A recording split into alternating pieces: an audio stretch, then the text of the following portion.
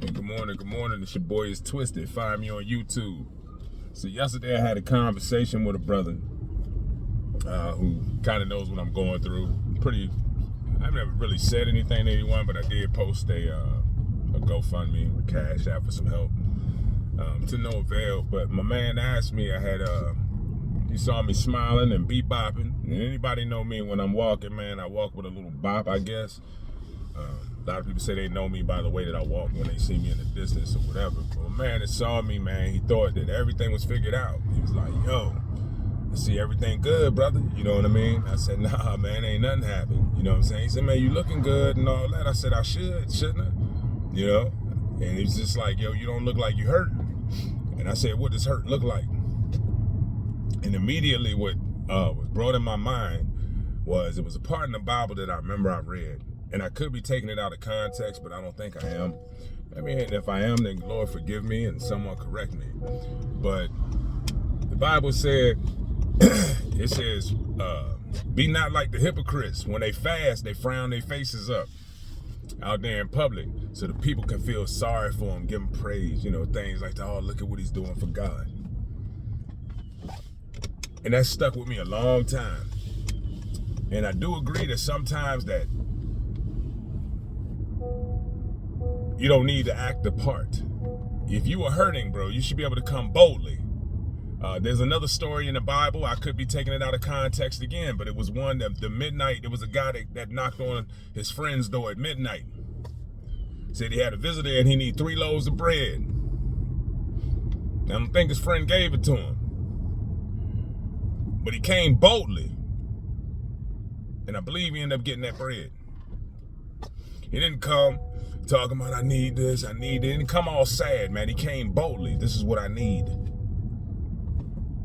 So again, I asked the question to people out there, what does hurt look like?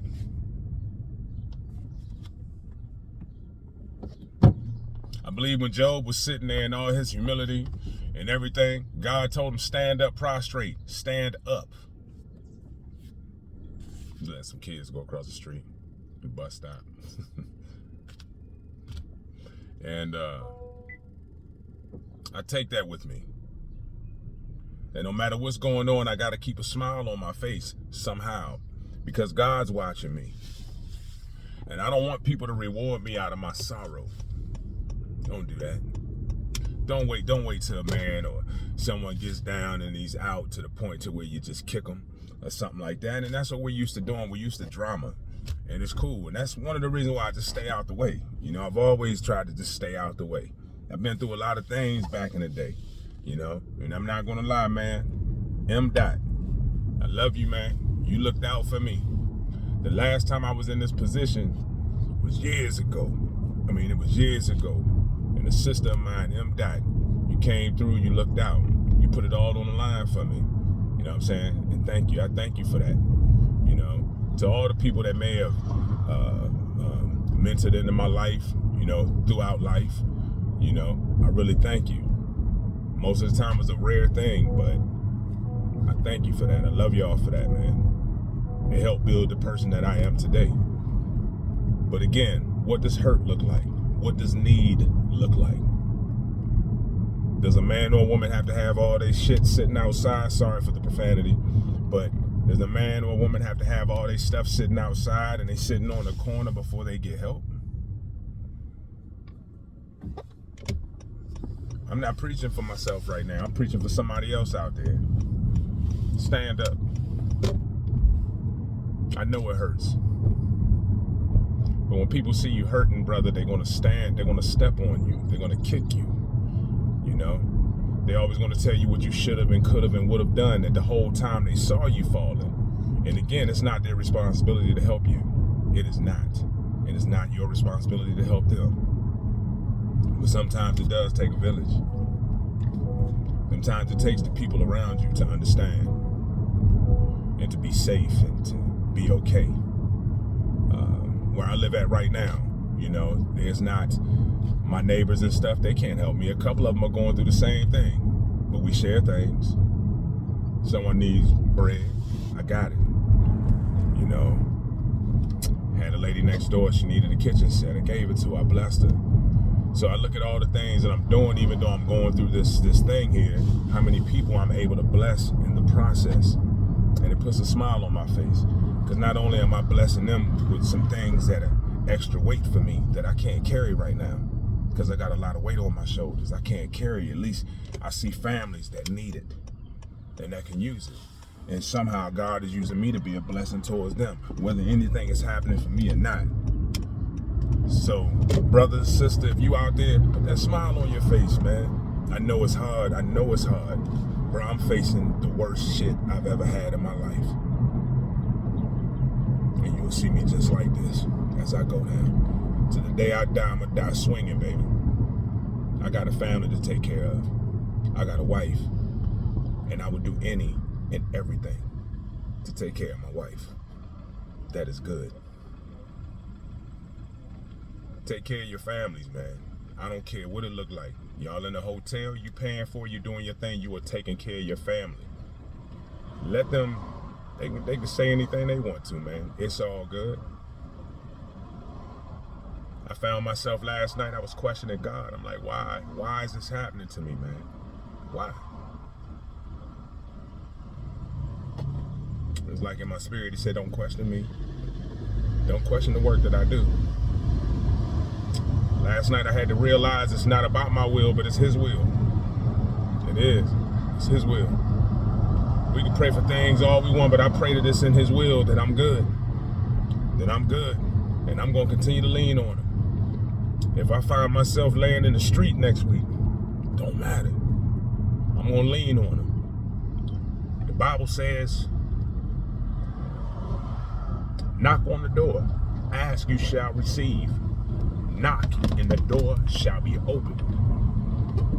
So if you're out there and you hearing my voice, hey, knock on that door. Because I'm going to tell you what, if you ask God, I'm banging on it. I'm banging on it every day, every morning, every night while I'm trying to move forward. You get me? When you walk around with a sad spirit, oh man, the people love that. The people love that. So I believe that if I walk prostrate and I keep a good attitude, and when I keep that smile on my face, God is still using me to bless other people. Whether I'm being blessed by others or not, God is blessing me. I have life. The sheriff was supposed to be at my door a few days ago. He's not there. He may be there today, but God is giving me more time to get things together, to get things situated, to use this time. Oh yeah, it's gonna be a big, huge bill. What else can I do? But I'll get through it. As long as God presents opportunity, I find opportunity, and I keep working towards that mark, things are gonna happen. If anything, I ask God to use me as a walking testimony for the good. But when you find yourself in situations, man, don't go lean into illegal things. You know, we all say it's easy to go do illegal stuff and do that. Don't do that, man. You got a family to take care of, man. That's the last thing you need. Exhaust any and every opportunity you can, you know, and that you're able to do to get it. And if it doesn't happen, praise God anyway. Praise him anyway, because you're still here. You know, a lot of people don't understand. This is at the time where marriages, families fall apart. You see, when we think about through the thick and thin, a lot of people don't think about that thick. That thick, it gets real thick sometimes. It gets real thick. But when you look on the other side, victory, it's right there. I see it. I got barbed wire, everything in my way to get the victory. I see a little piece of it over there. It's going to take me a while to get it. It's going to take me a while to get it. But I'm ready to get cut up, busted up, and everything. As God said, it's right there for me. So again, I got to go get it. But again, it's going to hurt. It hurts now. You know, but I'm going to wipe the sweat off my brow and give him all the praise and the glory. And I advise you to do the same thing. Lean on him. When you got nothing to do, if there's nothing, no move to make or anything like that, give him praise, man. Give him praise. Knock on his door. Even when things are good, knock on his door. He's there. not a respecter of persons. You know, so that's my word for the day. If it helps anybody, if it helps myself, man, you don't have to look all sad, brother, sister. You don't have to look all sad. I think the problem is that we're so used to drama today that you have to look a certain way. That you have to look a certain way in order for people to believe you. I'm the type of person to where I've asked for a loan before.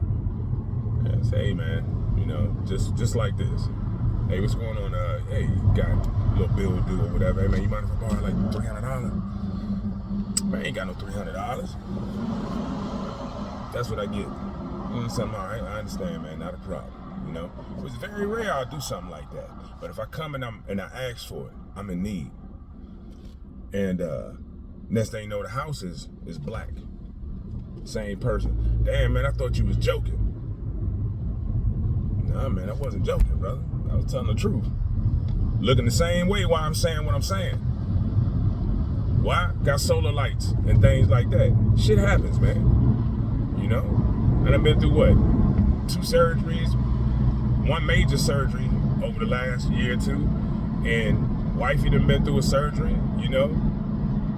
We had to take care of each other. We were there, and that's our job. We take care of each other, you know what I mean? And we fell behind. That's all that happened, we did. But as the man, I'm gonna do everything in my power to make sure that we good. In other people's eyes, it might not be we good, but are we living? Are we together? We made a vow before God. This shit's serious, bro. This thing is serious. This is the time where people break up. This is the time where you got family members that are saying he can come or she can come here, he can go there. They'll break you up, bro. I'm trying to tell you, as God is my witness, I've seen it. I've seen the texts, you know? Don't let them separate your family, brother. Sister, if they need to separate your family, brother, then I'm trying to tell you, man, you go get them. You go get them. Don't you turn your back. You go get them. Don't let the devil, don't let nothing sit there, the devil or anything negative sit there and give options in your life to tantalize you with a better life and all this if you leave her, or a better life for her if she leave him. But you got God gonna deal with that, and God gonna deal with them. But now, brother, you stuck it out through thick and thin. You got them kids, man. You take care of them kids, bro. You get them, hey, they might not be able to eat. They might be eating nuggets and fries. You know, some people may go against what I'm saying. You feed them the nuggets and fries. You feed them what you can. Let them see that they daddy is out there trying to get it. And if they was to ever leave, and they ever leave you, God damn it, they know that you did any and everything possible to survive. And you don't have to walk no walk of shame. There'll be those that'll say, oh man, look at him, he this, he that. I ain't walking no walk of shame. When I put my GoFundMe out there, when I put my Cash App out there, nah, brother, I got a family to take care of, you understand? So there's no shame in no man. A man does any and everything he can within his rights, within legal means, to get it. Any and every opportunity he's able to make, he gets it. And if he fails, he can throw his hands up and he say, I tried, man. I tried. I did it. But don't stop trying. You keep on moving, brother. With that smile on your face. Because I'm counting on you. And I hope you counting on me. You know, I'm very cautious about the prayers. When I said pray for me, you know what I mean? I can understand there's close people that I wouldn't say anyone. I don't have anyone that's really close to me. But I know there's certain people that are real spiteful. And they prayed for my downfall. They prayed for our downfall of my marriage. Prayed for it. And right now, I believe they hitting their knees praying. I believe it. They praying against it. Blood. Praying against it. Come on. You was here. You would never had to go through that. I'll take care of you. Things like that. Hey, brother, we've been changed. You cannot tempt me to separate from my wife or anything for money. You can't give me no house. I made a vow before God. You understand? I made a vow before God. And I might suffer here. But I don't want to suffer from here.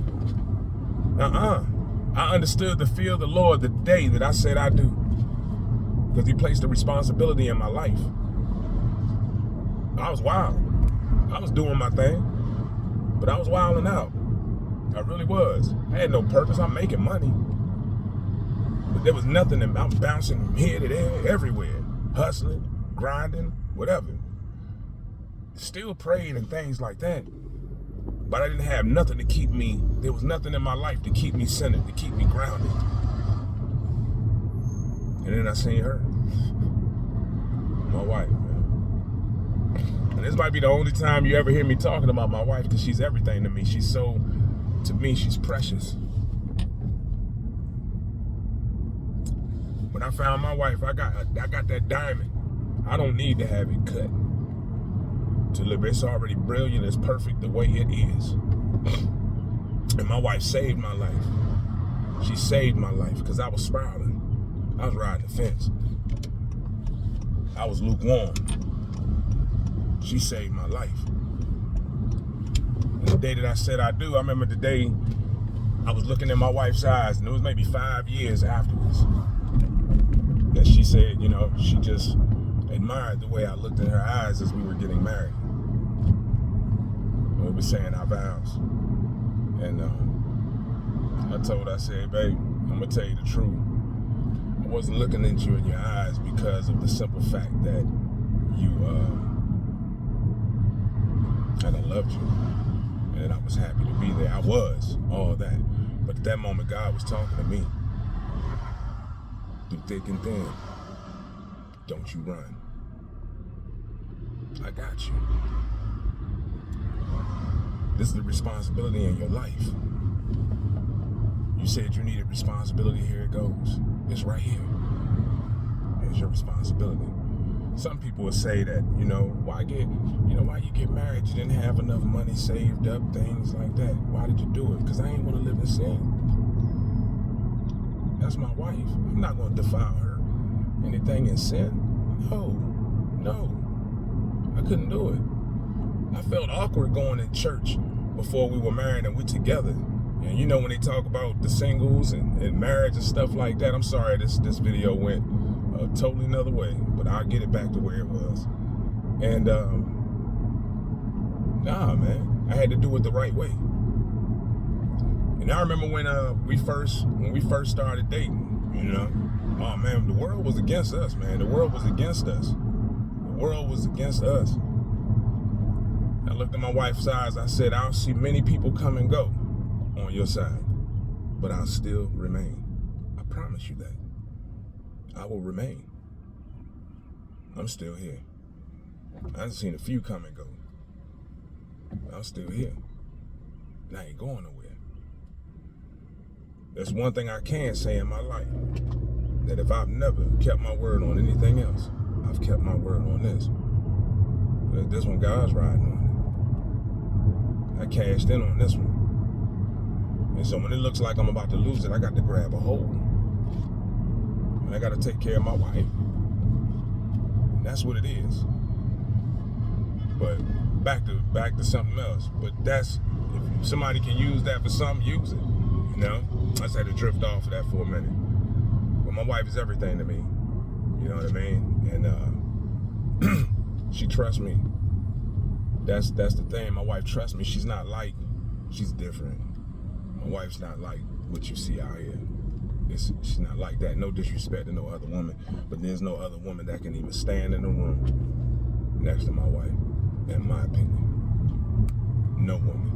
There's no woman that can tempt me or do anything for me to ever think about leaving my wife, because that's my life. And God blessed us.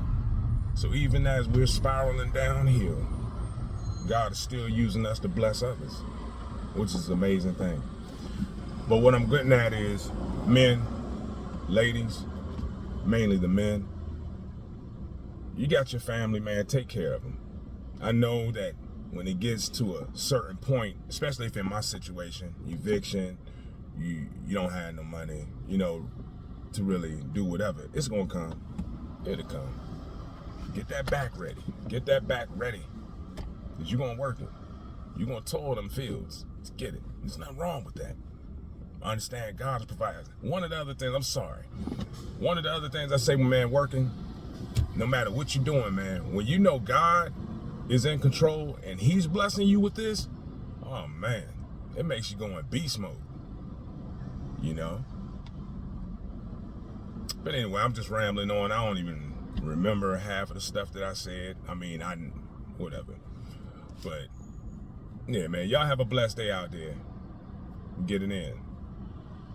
Don't forget to put a smile on your face.